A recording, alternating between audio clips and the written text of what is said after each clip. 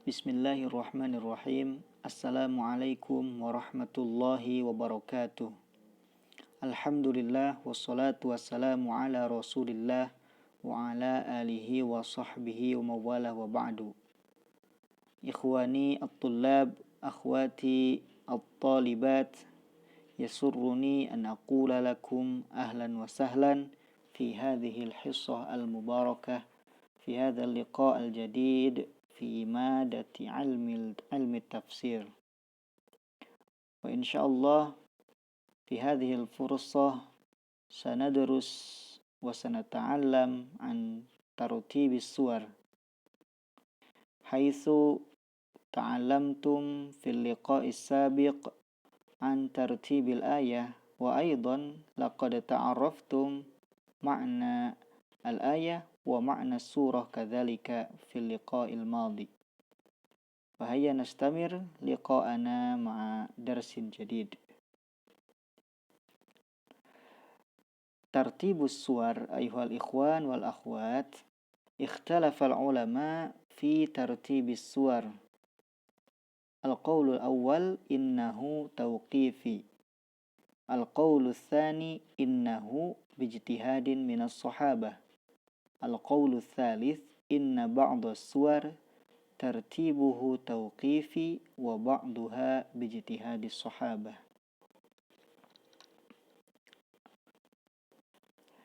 القول الأول إنه توقيفي، أي تولاه النبي صلى الله عليه وسلم كما أخبره جبريل عن أمر ربه. Tauqifi yaitu Rasulullah Shallallahu Alaihi Wasallam bertanggung jawab atau menentukannya sebagaimana yang disampaikan oleh Jibril dari Rabb-Nya. Jadi Rasulullah SAW yang menentukan surat-surat, urutan daripada surat-surat Al-Quran sebagaimana yang beliau terima dari Jibril dari Allah Subhanahu wa Ta'ala. Dalilnya adalah anna Rasulullah SAW qara'a ba'da suwar murattabatan fi salatihi. Rasulullah SAW membaca beberapa ayat secara berurutan dalam salatnya. Bisa kita baca dalam salah satu keterangan, Rawa Ibnu Abi Syaibah, diriwayatkan dari Ibnu Abi Syaibah, annahu alaihi salatu wassalam, bahwasanya Nabi Muhammad SAW kana yajma'ul mufassal fi raka'atin, mengumpulkan surat-surat mufassal dalam satu rakaat. Apa itu surat mufassal? Insyaallah akan antum pelajari pada pembahasan khusus tentang pembagian surat-surat. Warawal Bukhari an Ibni Mas'udin, Imam Al-Bukhari meriwayatkan dari Ibnu Mas'ud, annahu qala, dia berkata, fi Bani Israil wal Kahfi wa Maryam wa Toha wal Anbiya, tentang surat Bani Israil atau Al-Isra, Al-Kahfi, Maryam, Toha dan Al-Anbiya, innahunna minal itaqil uwal, sesungguhnya surat-surat tersebut, yang tadi disebutkan Bani Israil sampai Al-Anbiya, adalah yang pertama-tama diturunkan, wahunna min tiladi, dan semuanya adalah yang pertama-tama saya pelajari. Jadi dalam keterangan ini, dalam riwayat Ibnu Abi Syaibah, beliau menjelaskan bahwa Rasulullah SAW membaca surat-surat mufassal dalam satu rakaat. Artinya kalau membaca surat-surat mufassal secara berurutan, berarti urutan daripada surat-surat itu sudah ada sejak zaman Nabi Muhammad SAW. Selanjutnya dalam riwayat Imam Bukhari, ketika meriwayatkan dari Ibnu Mas'ud, lalu Ibnu Mas'ud berbicara tentang surat Bani Israil, Al-Kahfi, Maryam, Toha sampai Al-Anbiya, dia mengatakan surat-surat tersebut pertama kali diturunkan dan semuanya adalah yang pertama-tama saya pelajari. Artinya sudah sejak zaman diturunkannya surat-surat tersebut memang berurutannya sudah seperti itu. Bisa antum cek atau antum murojaah di dalam mushaf bahwa Bani Israel setelahnya adalah Al-Kahfi, lalu Maryam, Toha, Al-Anbiya, dan selanjutnya. Ada keterangan lain, waruya min tariq ibni Wahbin an Sulaiman ibni Bilal. Diriwayatkan dari Ibnu Wahab dari Sulaiman bin Hilal, qala dia berkata, sami'tu Rabi'ah yas'al. Saya mendengar Rabi'ah ditanya, yus'al, ya. Rabi'ah ditanya, lima quddimatil Baqarah wa alu Imran wa qad nuzila qablahuma bid'un wa thamanuna surah makiyah. Kenapa Al-Baqarah dan Al-Imran didahulukan, padahal telah turun sebelum keduanya 80 sekian surat-surat Makkiyah, dan keduanya Al-Baqarah dan Al-Imran diturunkan di Madinah. Maka Rabi'ah menjawab, keduanya didahulukan dan Al-Quran disusun sesuai ilmu yang diturunkan kepadanya Al-Quran, atau sesuai ilmu Rasulullah Shallallahu Alaihi Wasallam. Artinya Al-Baqarah dan Ali Imran memang diturunkan bisa jadi belakangan setelah beberapa surat Makkiyah. Akan tetapi Al-Baqarah dan Ali Imran walaupun diturunkan belakangan, akan tetapi urutannya sudah sesuai dengan apa yang diurutkan oleh Rasulullah SAW dan yang beliau terima dari Jibril dari Allah Subhanahu wa Ta'ala. Lalu Rabi'ah berkata, fahadha mimma yuntaha ilaihi wa la yus'alu anhu. Maka ini ilmu yang saya ketahui dan tidak ada lagi pertanyaan setelahnya. Itu pendapat yang pertama dengan dalilnya, ya, bahwa tartibus suwar tauqifi sudah ditetapkan sejak zaman Rasulullah SAW. Al-qaulu tsani, pendapat yang kedua, inna tartibas suwar bijtihadin minas sahabah. Urutan-urutan surah itu berdasarkan ijtihad atau pendapat atau usaha yang dilakukan oleh para sahabat. Apa dalilnya? Likhtilafi masahifihim fit tartib. Karena terdapat perbedaan mushaf-mushaf mereka dalam urutan surat. Jadi penyusunan surat berdasarkan ijtihad para sahabat karena terdapat perbedaan susunan mushaf mereka pada awal-awal, tentunya sebelum ada jam'ul Quran. Nah, fa mushafu Ali kana murattaban 'ala nuzul. Mushaf Ali urutannya sesuai dengan ayat-ayat yang pertama kali turun dan selanjutnya. Awaluhu Iqra, pertama surat Iqra atau Al-Alaq, summal Muddatsir, lalu Al-Muddatsir, summan Nun wal Qalam, surat Al-Qalam, summal Muzammil, surat Al-Muzammil, wa hakadha ila akhiril Makki wal Madani. Dan selanjutnya berurutan seperti itu sampai selesainya surat-surat Makki dan disusul dengan surat Al-Madani. Wa kana awwalu mushaf Ibnu Mas'ud, sedangkan mushaf Ibnu Mas'ud pada awal-awal sebelum adanya Jam'ul Quran itu berurutan Al-Baqarah, summa Nisa, lalu An-Nisa, summa Alu Imran, lalu Ali Imran. Wa awwalu mushaf Ubay, dan mushaf Ubay bin Ka'ab yang pertama kali dimulai dengan Al-Fatihah, summa Al-Baqarah, summa Nisa, summa Ali Imran. Mirip dengan mushafnya Ibnu Mas'ud radhiyallahu anhum ajma'in.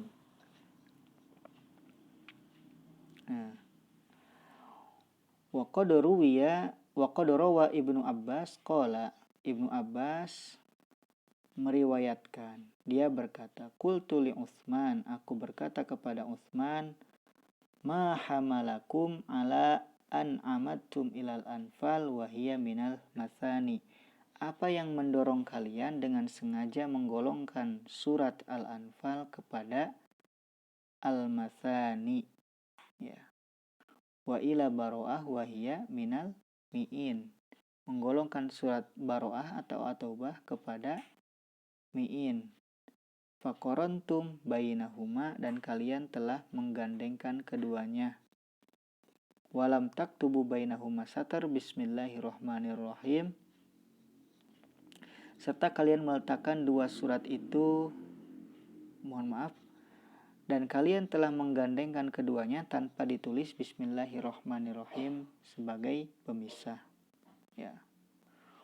Wa wada'tumuha fis sab'i tiwal, dan selanjutnya kalian menyimpannya di termasuk ke dalam 7 surat yang panjang. Jadi Al-Anfal itu Al-Masani, At-Taubah itu Al-Mi'in, akan tetapi digolongkan ternyata kepada 7 yang panjang atau as-sab'u tiwal. Faqala, maka Utsman menjawab, kana Rasulullah sallallahu alaihi wasallam tanzilu alaihi suwar zawat al-adad. Dulu Rasulullah sallallahu alaihi wasallam memasuki waktu yang diturunkan kepadanya sejumlah surat. Fakana idza unzila alaihi syai'un da'a ba'dhu man yaktub. Dan apabila diturunkan kepadanya suatu ayat, maka beliau memanggil orang yang bisa menulis. Lalu bersabda, fayaqul dha'u hadhil ayah fis suratil lati fiha kadza wa kadza. Letakkanlah ayat-ayat ini pada surat yang di dalamnya disebutkan begini dan begini, begini dan begitu. Wa kanatil anfal min awail ma nuzila bil Madinah.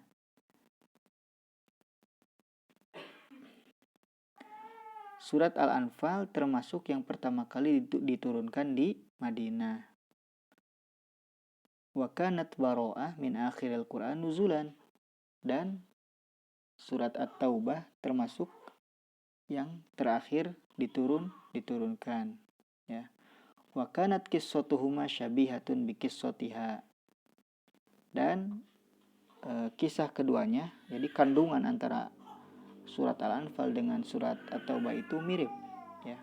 Fadhonantu annaha minha, maka saya kira satu sama lain itu satu, ya. Jadi antara Al-Anfal dengan At-Taubah itu satu surat. Faqubidha Rasulullah sallallahu alaihi wasallam walam yubayyin lana annaha minha. Dan Rasulullah sallallahu alaihi wasallam wafat belum menjelaskan, ya, apakah At-Taubah dengan Al-Anfal itu satu surat atau beda surat. Famin ajli dzalika qarantu bainahuma walam aktub bainahuma satr. Bismillahirrahmanirrahim wa wada'tuha fis sab'i tiwal. Oleh karena itu saya simpan Al-Anfal dan At-Taubah itu secara berurutan, secara bergandengan, tapi tidak dituliskan Bismillahirrahmanirrahim karena mirip kandungannya, mirip ceritanya, mirip isinya, dan saya simpan termasuk ke dalam 7 surat yang panjang, ya.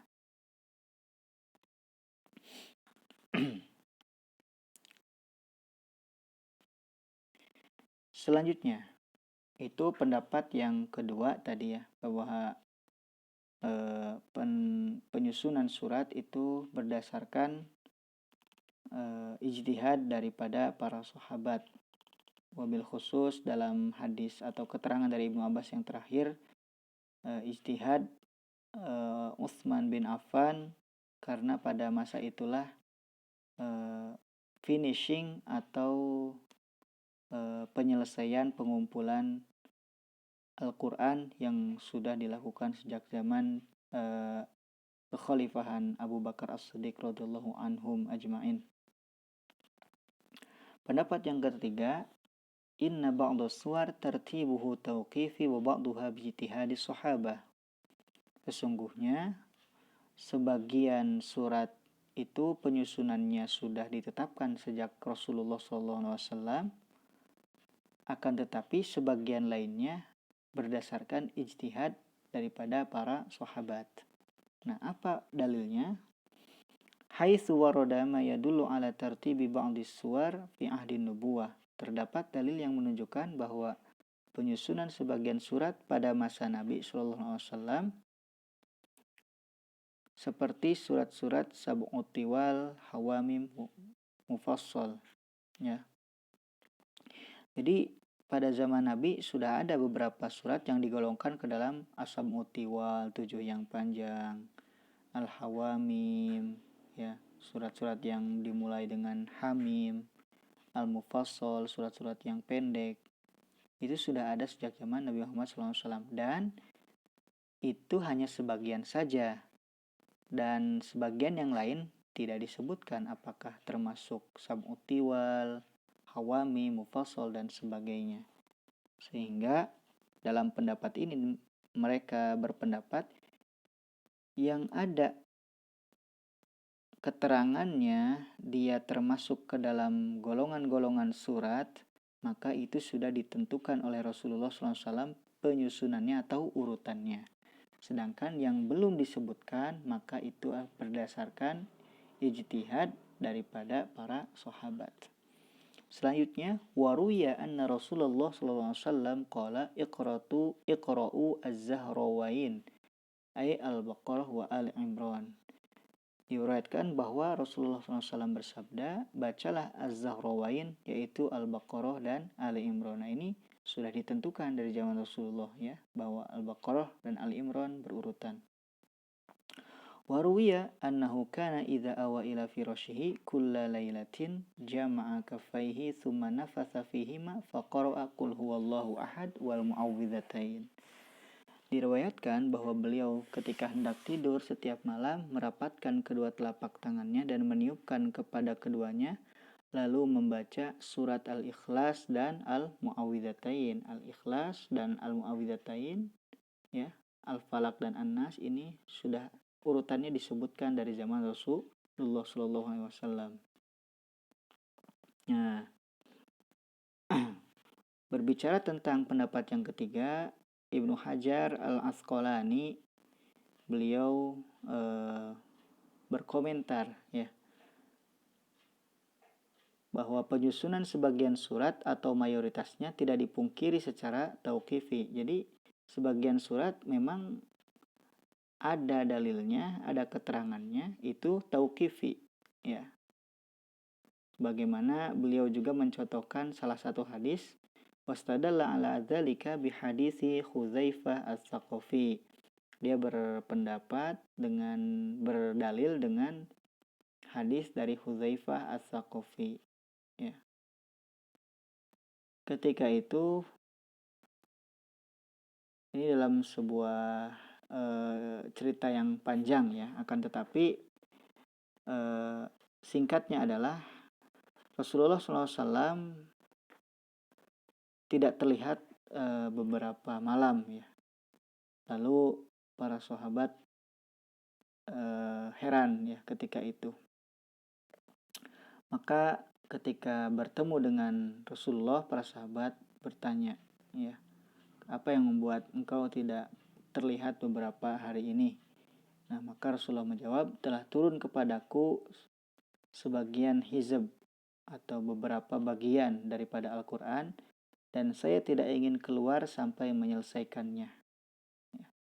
Lalu kami bertanya kepada sahabat-sahabat Nabi, bagaimana kalian membagi Al-Quran? Mereka berkata, kami membagi Al-Quran kepada 3 surat, 5 surat, 7 surat, 9 surat, 11 surat, 13 surat, dan bagian mufassal dari surat Qaf sampai akhir.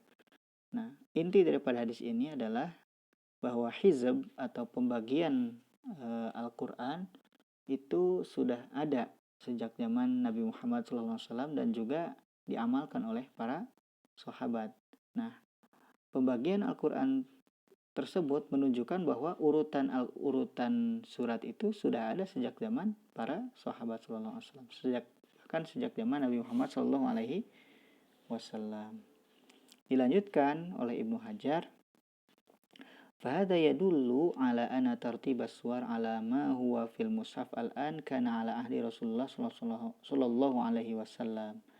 Ini menunjukkan bahwa penyusunan surat seperti mushaf kita hari ini sudah sejak zaman Nabi Muhammad SAW. Wa yahtamil an alladhi kana murattaban hina idzin hizbul mufassal khasatan bi khilafi ma'adahu. Beliau berkata, bisa jadi yang tersusun ketika itu bagian mufassal saja. Jadi yang sudah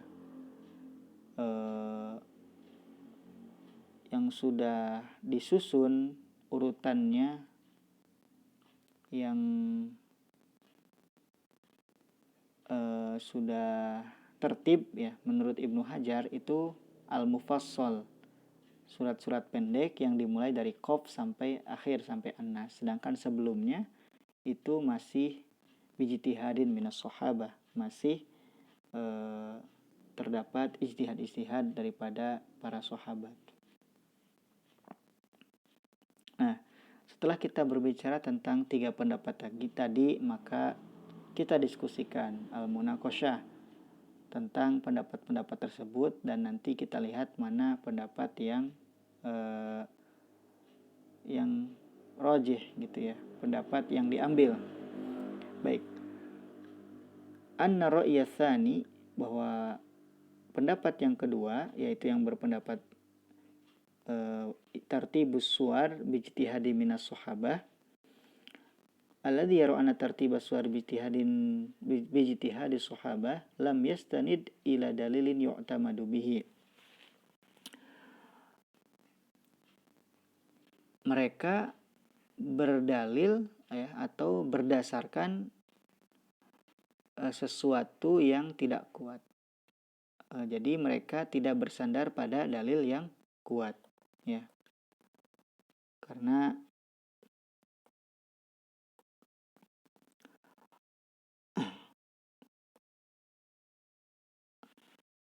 nanti akan diteruskan ya pada pembahasan selanjutnya. Fajtihadu ba'di sahabah fi tartibi masahifihim al-khassah kana ikhtiyaran minhum. Maka ijtihad sebagian sahabat dalam penyusunan surat di mushaf mereka adalah ijtihad ya, qabla ayyujma'al Qur'anu jam'an murattaban, adalah ijtihad sebelum dikumpulkannya Al-Quran secara berurutan, secara tertib ya. Falamma jumi'a fi ahdi Utsman bitartibil ayat was suwar ala harfin wahidin, setelah disatukan di masa Utsman dengan satu mushaf wajtama'atil ummah ala dzalika taraku masahifahum. Umat Islam ya, setelah itu umat Islam menyepakati secara ijma bahwa urutan ayat, urutan surat penyusunannya sesuai dengan yang dikumpulkan oleh Utsman bin Affan radhiyallahu anhu, tentunya dengan tim-tim yang dibentuk oleh atau yang diperintahkan oleh Utsman bin Affan.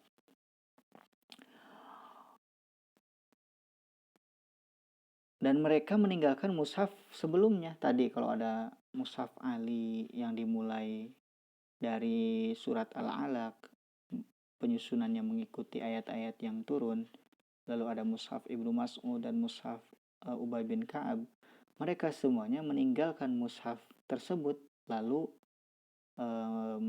mengambil atau memakai mushaf yang dikumpulkan oleh Utsman bin Affan radhiyallahu anhu. Walau kana tartib ijtihadian latamassaku biha. Jika penyusunan adalah ijtihadi, adalah berdasarkan ijtihad, maka mereka akan tetap berpegang pada mushaf masing-masing walaupun telah disatukan. Jadi kalau penyusunan surat itu boleh dengan ijtihad daripada para sahabat, maka ketika mereka sudah punya mushaf sebelum mushaf yang disatukan, ya mereka tidak perlu repot-repot untuk menyesuaikan ya, atau untuk mengambil mushaf yang disatukan oleh yang penyusunannya dilakukan oleh Utsman bin Affan. Sudah cukup saja dengan mushaf yang mereka pegang, karena itu sudah menjadi pegangan masing-masing ya. Akan tetapi tidak, karena tartibnya sudah tauqifi sehingga mereka meninggalkan mushaf sebelumnya dan mengambil atau memakai mushaf yang disatukan oleh Utsman atau yang dikumpulkan oleh Utsman bin Affan radhiyallahu anhu. Sedangkan kalau tadi berbicara hadis tentang surat Al-Anfal dan At-Taubah, maka dalam riwayatnya terdapat Yazid Al-Farisi yang dimasukkan oleh Imam Al-Bukhari terhadap golongan yang dhaif atau lemah. Ya. Selain itu juga berbicara tentang basmalah dalam awal-awal surat, maka masih terdapat perbedaan pendapat atau bahkan oleh Syekh Mana Al-Qattan disebutkan terdapat keraguan dalam penetapan basmalah di awal surat. Ya. Apakah memang harus atau tidak gitu ya. Selanjutnya, Amma ra'yu tsalits berbicara tentang pendapat ketiga yang berpendapat bahwa sebagian surat disusun secara tauqifi, secara ditetapkan oleh Rasulullah, wa ba'duha tartibuhu ijtihadi, dan sebagiannya adalah berdasarkan ijtihad para sahabat. Fa inna adillatahu tartakizu ala dzikri nusus adalah ala ma huwa tauqifi. Dalil yang mereka pakai itu justru menunjukkan terhadap penyusunan yang tauqifi. Amal qismul ijtihadi fa innahu la yustanad ila dalilin yadullu ala anna tartibahu ijtihadi. Sedangkan ketika berbicara tentang ijtihadi justru tidak menunjukkan, tidak bisa dijadikan dalil gitu ya. Sehingga inna thubuta tauqifi bi adillatihi la ya'ni anna ma siwahu ijtihadi. Sehingga ketika mereka mengatakan bahwa sebagian surat itu tauqifi, maka tidak bisa juga dikatakan bahwa yang lainnya itu berdasarkan ijtihad. Sehingga ketika ada dalil atau ada keterangan yang mengatakan bahwa sebagian surat ditetapkan secara tauqifi, maka yang lainnya pun ditetapkan secara tauqifi. Sehingga at-tarjih, pendapat yang diambil ya, pendapat yang benar yang disebutkan oleh Syekh Mana Al-Qattan adalah wa bihadza yatarajjah anna tartibas suwar tauqifi ka tartibil ayat. Dengan ini jelas bahwa penyusunan surat adalah tauqifi seperti penyusunan ayat. Pada penyusunan ayat kita sudah mendapatkan materi bahwa penyusunan ayat tauqifi. Maka dalam penyusunan surat pun sama tauqifi ya. Nah, ini silahkan antum baca saja nanti ya, sebagai penguat daripada tarjih yang dilakukan oleh Syekh Mana Al-Qattan. Wa bihadza naqul walhamdulillahi rabbil alamin wa jazakumullahu khairan katsira. Alhamdulillah, mudah-mudahan kita semuanya bisa semakin dekat dengan Al-Qur'an, mengetahui bahwa penyusunan surat itu sudah tauqifi, sudah ditentukan oleh Rasulullah SAW ketika diturunkan oleh Allah Subhanahu wa Ta'ala melalui malaikat Jibril, semakin meyakinkan kita kepada keagungan Al-Quran, kepada kemukjizatan Al-Quran, dan tentu semakin mendekatkan diri kita kepada Allah Subhanahu wa Ta'ala yang menurunkan Al-Quran ini kepada Rasulullah SAW. Itu saja untuk materi kita pada kesempatan hissah kali ini. Kita tutup dengan kafaratul majlis. Subhanakallahumma wa bihamdika asyhadu an la ilaha illa anta astaghfiruka wa atubu ilaik. Mohon maaf atas segala kekurangan dan kesalahan. Jika ada yang ingin ditanyakan, maka silahkan bisa melalui WhatsApp ke nomor Ana Arif Nur Hidayat. Jazakumullahu khairan. Wassalamualaikum warahmatullahi wabarakatuh.